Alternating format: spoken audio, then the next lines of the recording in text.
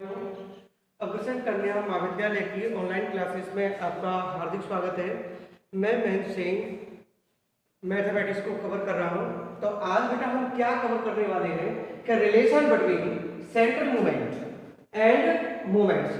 पहले लेक्चर में मैंने आपको सेंट्रल मूवमेंट के बारे में और मूवमेंट के बारे में भी मैंने आपको बता रखा है, ठीक है। उसी का एक टचमेंट है।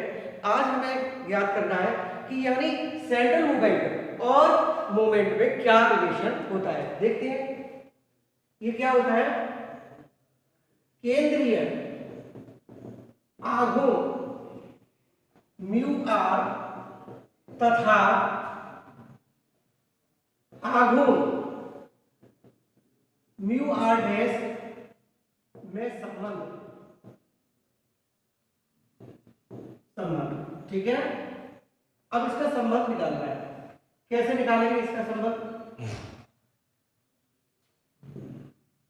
संबंध कैसे निकालेंगे? देखिए कि एज वी नो दैट जैसे कि हम जानते हैं क्या कि बिंदु के प्रति आघूर्ण वो क्या होता है बेटा? Mu r dash 1/n sigma I12 n fi x I minus a whole to the power r। इसको समीकरण हम 1 दे देते हैं, ठीक है बेटा। ये होता है आपके बिंदु के प्रति, ठीक है। दूसरा होता है इसमें माध्य के प्रति केंद्रीय आघूर्ण क्या होगा बेटा? Mu r equal to 1/n और सिग्मा I12 n fi और xi minus x bar whole to the power r। ये समीकरण तो हो गया। देखिए हमें किस में निकालना है।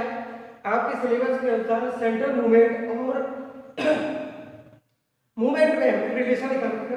फिर इसका उल्टा है। समीकरण 2 से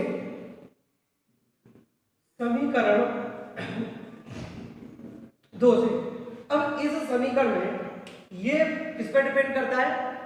माध्य पर डिपेंड करता है। तो हमें समीकरण 1, 2 लेते हैं और ये जो है आपका केंद्रीय आघूर्ण और आघूर्ण में रिलेशन निकालना है। तो इसमें हमें क्या करना होगा कि बिंदु को इसमें से क्या करना होगा? माइनस करना होगा और उसको ही प्लस करना होगा। समीकरण 2 से या जैसे कहते हैं समीकरण 2 में a को घटाने एवं जोड़ने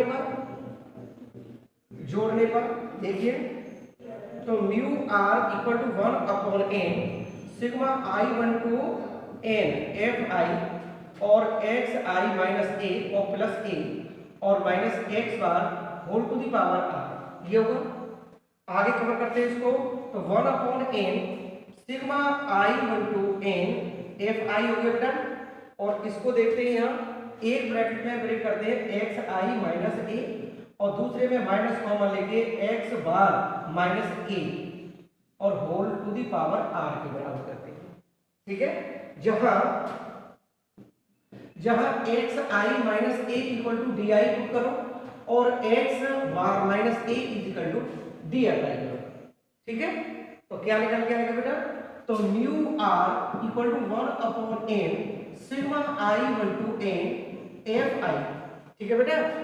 और यहां क्या हो जाएगा कि d i minus d whole to the power r के बराबर हो गया। अब हमें इस समीकरण को सॉल्व करना होगा। इस वाली वैल्यू को किससे सॉल्व करें? बार्नूगल थ्योरम से। तो इसको समीकरण 3 दे देते हैं द्विपद प्रमेय से,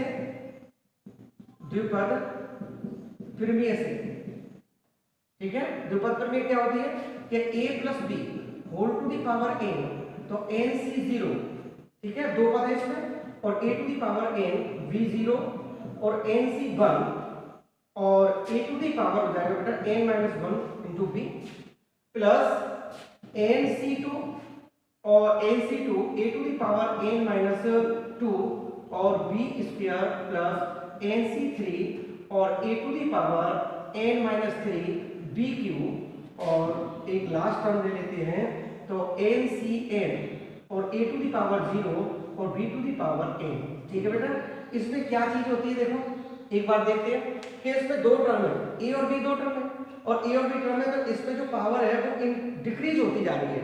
a की टर्म तो क्या होती है, पावर जो होती है डिक्रीज होती है यानी कम होती जाती है, और जो दूसरा b है उस पर इंक्रीज यानी बढ़ती जाती है। ठीक है, और ये आप सीनियर क्लासेस में आपने पढ़ ही रखा है कि NCR की वैल्यू कितनी होती है, NC2 की वैल्यू कितनी होती है, NC0 की वैल्यू कितनी होती है, NC3 को कैसे निकालते हैं, और NCR, तो NCR इक्वल टू होता है बेटा क्या कि n factorial upon r factorial और n माइनस r, इसकी हेल्प से इसको ज्ञात करते हैं। ठीक है, तो a के स्थान पर क्या पुट करना होगा, तो a के स्थान पर तो di रखेंगे और b के स्थान पर आप अप्लाई करेंगे माइनस का d और n बराबर कितना होगा r के स्थान पर। तो नेक्स्ट स्टेप क्या निकल के आएगा, तो ये आएगा mu r equal to 1 upon n sigma i1 to n f i, already है इसमें। अब इसको खोलते हैं तो NC0 तो r हो जाएगा कि RC0 और a के स्थान पर di टू दी पावर कितना हो जाएगा r, और d माइनस का d और इस पर पावर कितनी हो जाएगी 0, प्लस के RC1 और di r माइनस 1 और माइनस का d पे पावर 1 आ जाएगा। ठीक है, इसी तरह से अगला देखते हैं, टर्म कौन सी आएगी कि RC2 और di r minus 2 minus d whole square और प्लस RC3 और di r minus 3 minus d whole cube. ठीक है, एक लास्ट टर्म ले लेते हैं तो कितना होगा RCR और di पावर कितना हो जाएगा 0 और ये हो जाएगा माइनस का d whole to the power r के बराबर होगा। ठीक है, ये आ जाएगा। ठीक है, आगे कवर करते हैं इसको, आगे क्या स्टेप आएगा निकल के। ठीक है बेटा, बहुत इजी है, बाइनोमियल थ्योरम का यूज किया गया है। ठीक है, तो क्या निकल के आएगा देखो, mu r 1 upon n sigma i1 to n f i। ठीक है, और ये कितना निकल जाएगा बेटा कि RC0 इसकी वैल्यू कितनी होगी 1 के इक्वल होगी, तो ये तो 1 है, और ये इसमें पावर कितना हो जाएगा di, तो di पावर कितना होगा r, फिर कितना होगा प्लस है लेकिन यहाँ माइनस आ जाएगा तो माइनस और इसकी वैल्यू कितनी होगी RC1 की वैल्यू कितनी होती है r के इक्वल होगी, तो r di r माइनस 1 और d के बराबर होगा। ठीक है, और d पे पावर कितनी है 1 है। फिर आता है प्लस, दूसरे को सॉल्व करेंगे तो r और r माइनस 1 अपॉन फैक्टोरियल 2 और di r माइनस 2 और d स्क्वायर के बराबर होगा, क्योंकि नेगेटिव d का स्क्वायर करेंगे तो पॉजिटिव में कन्वर्ट होगा, तो सामने कौन सा साइन आएगा पॉजिटिव आएगा। इसी तरह से आप थर्ड को लेंगे तो बेटा ये आ जाएगा आपका r minus 1 r minus 2 upon factorial 3 और di to the power r minus 3 और d क्यूब। क्यों कि नेगेटिव d पे पावर कितना है 3 है, तो नेगेटिव 3 कैसा है ऑड है, तो ऑड है तो नेगेटिव साइड ऑलरेडी यहाँ आ जाएगा, तो मैंने यही लिखा है। आगे लास्ट वन को करेंगे RCR, r की वैल्यू कितनी होती है 0 सॉरी 1 के इक्वल होगी, RCR की वैल्यू कितनी होती है 1 के इक्वल होगी, और ये di की पावर कितनी होगी 1 के पावर होगी, तो नेगेटिव 1, तो ये आ जाएगा आपका नेगेटिव 1 का पावर r और d टू दी पावर कितना हो जाएगा r के बराबर। ठीक है बेटा, बहुत इजी है बेटा। ठीक है, कुछ नहीं है, थोड़ा सा समझना बेटा। तो देखिए बहुत इजी है, देखो 1 अपॉन n सिग्मा i12 कितना हो जाएगा n f i, और बेटा इसको मल्टीप्लाई कर देते हैं, मल्टीप्लाई कर दीजिए तो देखो मल्टीप्लाई करेंगे तो कितना हो जाएगा कि 1 upon n sigma i12 n f i और di पावर कितना हो जाएगा r। अब r को यहाँ रखें तो माइनस का r 1 upon n sigma i12 n f i और di पावर r माइनस 1, एक तो ये हो गया, और देखो d अलग है। ठीक है, इसका करेंगे plus r minus 1 upon factorial 2 di r to the power r minus 2 और d square sorry 1 upon n आएगा, 1 upon n sigma i1 to n f i, और देखो d i to the power r minus 2 एक ही बन गया, और d square के बराबर, d स्क्वायर के बराबर। आगे देखते हैं प्लस कि r प्लस नहीं माइनस आएगा कि r minus 1 r minus 2 upon factorial 3 1 upon n sigma i1 to n f i, ठीक है। और कितना आ जाएगा, इसका मल्टीप्लाई करेंगे तो डी आई आर माइनस 3 और डी क्यू, ठीक है। और लास्ट में जो आएगा कि माइनस 1 पे पावर आर है 1 upon n sigma i1 to n f i, और एक आ जाएगा डी पे पावर आर के बराबर, ठीक है बेटा। कंप्लीट हो गया। अब देखेंगे इसको कि डी आई की वैल्यू कितनी है, कि डी आई इक्वल टू कितना था कि एक्स आई माइनस ए के इक्वल था, तो ये कितना निकल के आएगा कि mu r 1 upon n sigma i1 to n f i और x i minus a whole to the power r के बराबर आ गया। अब आर तो है, ये कितना होगा 1 upon n sigma i1 to n f i x i minus और x a whole to the power r minus 1, देखो ये हो गया। और ये कितना है डी प्लस नेक्स्ट है आर माइनस 1 अपॉन फैक्टोरियल 2, और ब्रैकेट में क्या आ जाएगा बेटा कि 1 upon n sigma i1 to n f i और x i minus a whole to the power r minus 2, इसको आप कर्ली ब्रैकेट में ब्रेक कर लें, और डी स्क्वायर। अगला आता है इसमें माइनस का r minus 1 r minus 2 upon कितना हो गया फैक्टोरियल 3 के इक्वल, ठीक है। अगला आता है, इसको एक ब्रैकेट में बंद करें, इसको 1 upon n sigma i1 to n f i x i minus a whole to the power r minus 3, और ये हो जाएगा डी क्यू, ठीक है। देखो ये क्या चीज है बेटा 1 अपॉन एन है और सिग्मा i1 टू एन, ये एफ आई है, यानी बारंबारता का योग, और बारंबारता का योग किसके बराबर रहता है n के बराबर रहता है, तो n और 1 अपॉन n कैंसिल 1 के इक्वल हो जाएगा, तो ये हो जाएगा आपका माइनस का 1 root to the power r, और इसमें रखेंगे 1 अपॉन n और ये n और d to the power r के बराबर है, ठीक है।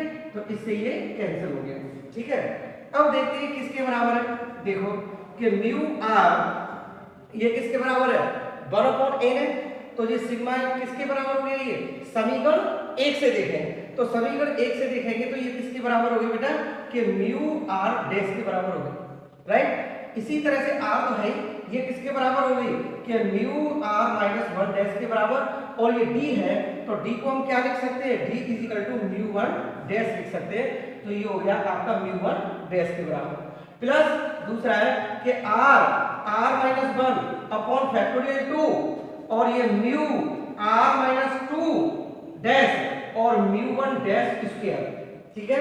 इस वाली टर्म को ब्रेक करो तो ये हो जाएगा आपका r माइनस 1 r माइनस 2 और अपॉन फैक्टोरियल 3, और ये हो जाएगा आपका किसके इक्वल कि म्यू के r माइनस 3 डैश और म्यू 1 डैश क्यू, और लास्ट में माइनस 1 पावर r और d की जगह क्या लिख सकते हैं कि mu 1 dash of whole square, whole power इसमें नहीं whole to the power r के बराबर कर सकते हैं, ठीक है। ये समझ में आ गया ना। तो एक देखते हैं कि इनकी वैल्यू कैसे निकालते हैं, ठीक है।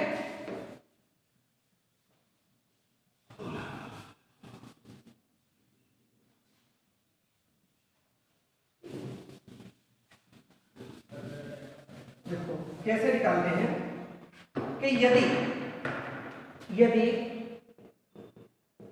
r बराबर 0 हो, तो इसमें देखो mu 0 is equal to mu 0 dash के इक्वल हो गया, ठीक है, ये दोनों वैल्यू इक्वल होंगी। फिर आता है कि यदि कि r बराबर 1 हो तो म्यू 1 और यहाँ रखें तो म्यू 1 डैश और 1 हो गया, और म्यू 0 डैश और म्यू 1 डैश के इक्वल हो गया। तो आप इसमें म्यू जीरो डैश की वैल्यू किसके इक्वल होती है, 1 के इक्वल होती है। तो ये जो म्यू 1 और म्यू 1 डैश माइनस, तो ये किसके 1 के बराबर है, तो ये म्यू 1 डैश के बराबर होगी। इसे कैंसिल करेंगे तो इसकी वैल्यू किसकी हो गई, 0 के बराबर होगी। इसी तरह से आप अगला करेंगे, यदि r बराबर 2 हो, तो r बराबर 2 हो तो म्यू 2 और म्यू 2 डैश 2 और म्यू 1 डैश और म्यू 1 डैश, ठीक है। r की वैल्यू पुट कर रहा हूं बस केवल r के स्थान पर, और ये प्लस 2 और 1 अपॉन फैक्टोरियल 2, और ये कितना हो जाएगा, म्यू 0 डैश और म्यू 1 डैश स्क्वायर के बराबर हो गया, ठीक है।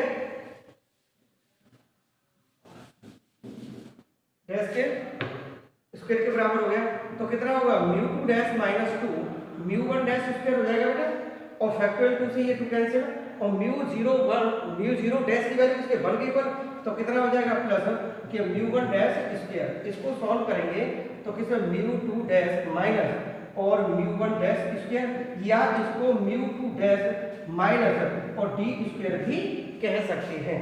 और इसी प्रकार r बराबर 3 और 4 रख के आप अगले आंकड़ों को ज्ञात कर सकते हैं, ठीक है। तो बेटा ये बहुत ही इजी था, ठीक है।